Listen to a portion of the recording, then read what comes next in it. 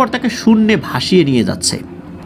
তো এরপরেই উনি একটা চিৎকার দিয়েছেন। যখন চিৎকার দিয়েছেন তখন ওই যে অবয়বটা আবার আস্তে করে ছোট্ট হয়ে গেল, জোনাকি পোকার মতো আলো হয়ে ওই টিনের চালের ওই ছিদ্র দিয়ে চলে গেল। তো সবাই খেয়াল করলেন যে এই আতিক ভাইয়ের ওই বড় ভাইয়ের হাতে প্রচণ্ড জোরে চাপ দিয়েছিল, সেই দাগটা তার হাতে স্পষ্ট হয়েছিল ওই সময়ও। আতিক ভাইয়ের বাবা তো সাথে সাথে তাকে দোয়া দুরুদ পড়ে ফু দেন। ওই রাত্রে আর কারো ঘুম হয় নাই।